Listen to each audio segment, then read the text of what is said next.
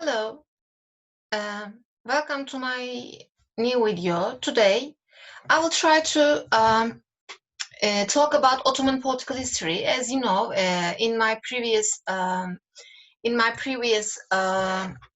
video, I talked about some important books that were addressing Ottoman history. So I talked about İlber Ortaylı, I talked about Zürcher and some other scholars' books.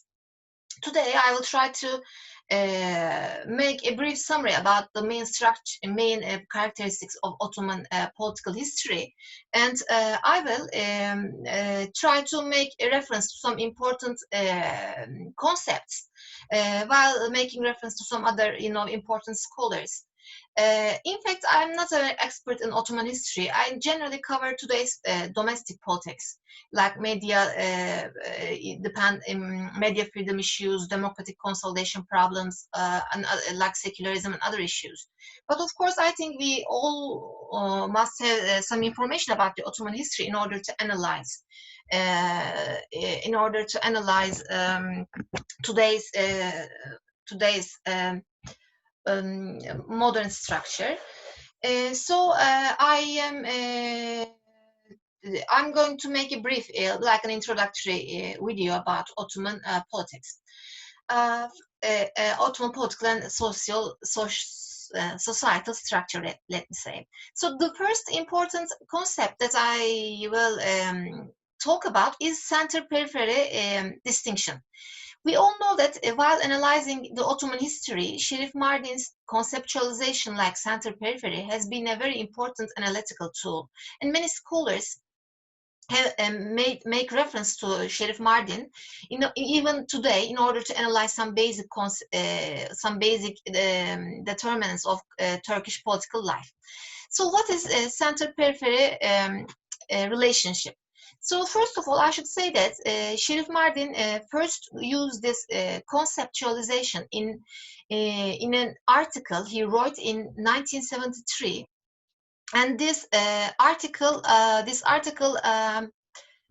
me do this. And this article generally covered the societal and the political structure of Ottoman history. Şerif Mardin, what did he tell us about center-periphery relationship? So this conceptualization was borrowed by Şerif Mardin from a sociologist called Edward Shields in 1970s. So generally we can say this. Mardin argued that the basic trajectory of Turkish politics might best be understood by focusing on the evolving relationship between society's center and periphery. Under the Ottoman polity is then provided the main linkage between the ruling center and Muslim subjects. Of course, there were non-Muslim subjects as well. The secularizing reforms of the early Republican periods largely severed this link, and Islam was reconfigured as the idiom of the periphery against a secular and westernized central bureaucracy.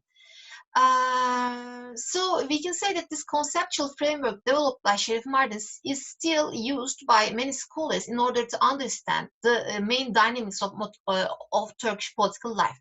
For example, we all know that there is a center in Turkish political structure. So the center used to be the Kemalist state bureaucracy, the military, judiciary elites, and also some Kemalist scholars used to represent the center, and the periphery used to be represented as the rural masses, as the traditional people. Some see these masses as the uneducated people. They also had Islamic identities, but all these things, of course, have transformed under AK Party rule. And this center-periphery relationship is an important concept while analyzing Ottoman political history. Another concept that I want to talk about is the Millet system. So in order to understand Ottoman politics, Millet system is a very, very important concept. We can basically say that Millet system it was seen as the basis of the Ottoman Empire. We know that Ottoman Empire used to have a multicultural, multi-ethnic, and multi-religious characteristics, and based on this multi-ethnic and multi-religious system, Millet system meant that there was a separation of the main religious communities from each other, and on the recognition of each denomination as legal entity with specific communal or segmental rights and privileges. So we can say that under the Ottoman Empire, there was a total liberal system, in fact, in terms of state-religion relationships. So if you were a non-Muslim living in the Ottoman times, you were under the protection of your own religious legal structure. So this Millet system actually is quite liberal, and also this showed the Ottoman tolerance. So Ottoman tolerance, of course, was stronger than the Republic's policies, actually. So there should not be even a comparison between it. Also, many people say Ottoman Empire was a theocratic state. Yes, it can be a theocracy, yes, maybe, but there was, religious freedom for different religious groups, for non-Muslims, for Armenians or other people. Another important point that I want to talk about while analyzing Ottoman political and societal structure, it's about the modernization attempts. We all know that today, even in today's Turkey, army has some degree, more or less, in the political system. Of course, in recent years, with the EU harmonization packages, after the coup attempt, the army's role has been weakened in the politics. But army has been a very, very strong actor in Turkish political system for several decades. This also, is a heritage, in fact, taken from, maybe from the historical Ottoman times. I mean, of course, we know that the modernization efforts was first applied in the army. So in the military, there was the first modernization policies were employed. So, for example, with the Tanzimat Edict, we know this as the Imperial Edict of Reorganization. The Ottoman Empire, it was a very important time for the Ottoman Empire. It was the first steps for modernization were taken in the Tanzimat period, and the empire started to change the structures and institutions, and devoted considerable efforts to create a Western-style organization. So this is also another important thing that we should bear in mind while analyzing Ottoman political history. That we should say that the modernization attempts first begin in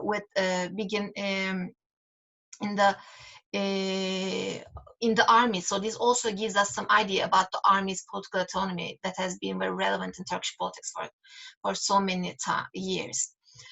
Also, I must say that there were 4 different types of major classes, social classes in Ottoman Empire. These were men of the pen, men of the sword, men of negotiation, men of the husbandry. Men of the pen is a type of social class which was consisted of highly educated people like scientists or lawyers.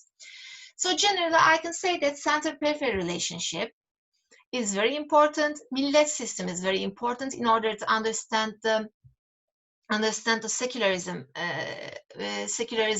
state-religion relationship. Also, in order to understand and see, in fact, how tolerant, the Ottoman Empire was towards different religious and cultural groups. They were free in their own judicial practices. The third important thing that I talked about is the modernization policies. They first began in the army, and this also gives us some idea about the prominent role of the military in Turkish political history for a very, very long time. And also I talked about the social classes. So there were 4: men of the pen, men of the sword, men of negotiation, and men of husbandry. I think we should make some more maybe research about the social classes in Ottoman history. Also, I want to make reference to a book. This book was written by Bülent Tanör. It is called Osmanlı Türk Anayasal Gelişmeleri. It covers the legal documents, the legal regulations that were undertaken in the Ottoman Empire. Also, actually, it covers a very, very long period from the 1789 until 1982. So it talks about the first constitutional period. So Bülent Tanör is a very, very distinguished scholar in this area. He made reference to the second constitutional period, to the Ottoman parliament, to the elections, to the election systems. to Jeune Turks, to young Ottomans. So this book, Osmanlı Türk Anayasal Gelişmeleri, published by Cogito Yayınları, is also a very important book. So if you want to learn more about Ottoman politics, I think as I said in my previous YouTube video, you should have a look at the books of Erik Jan Zürcher, Bernard Lewis, Feroz Ahmad, İlber Ortaylı. If you want to know some about the Ottoman economic system, maybe you can have a look at Korkut Boratav, you can read Şevket Pamuk's studies. What else? I talked about İlber Ortaylı. Halil İnalcık is a very important figure, is a very, very important researcher. Also, Kemal Karpat is very important in analyzing Ottoman Turkish history. Today, I just tried to cover, the main concepts. And finally, I can say that the Ottomans tried to weaken after the failure of the conqueror of Vienna. So in 1683, the Ottoman Empire began to lose ground. So after that time, it began to, lose control both inside and outside its borders. The nationalism ideology, was getting widespread. So there were some uprisings. And later, at the end of the day, the Ottoman Empire collapsed, and under Atatürk's leadership, Turkish Republic was founded. So these are all I can say about today. I don't want to make this short video a very, very long one. I will put the names of the people that I made reference to under the video. So Şerif, Mardin, Millet system, or the other books, the other people about economics and other things, you can find under my video. Thanks for listening to me. And I am unable to find a teaching position in an institution for a long time, actually. So I just made up my mind, and I said that I'm going to tell all of this to myself, and then I'm going to upload this on YouTube. And I'm also very happy. And I wish you all a happy New Year, and those who are celebrating, Merry Christmas to you. I think the Christmas has passed lately. Thank you very much for listening to me, and I want to see you in my next video. I think in my next video I'm going to cover the establishment of modern republic. So I want to follow a chronological order. So I think I'm going to talk about Atatürk, the national independence war, the foundation of the republic, the reforms, and other things. So until this time, I wish you all a good New Year and all the blessings. I hope God will send all of us. Thanks.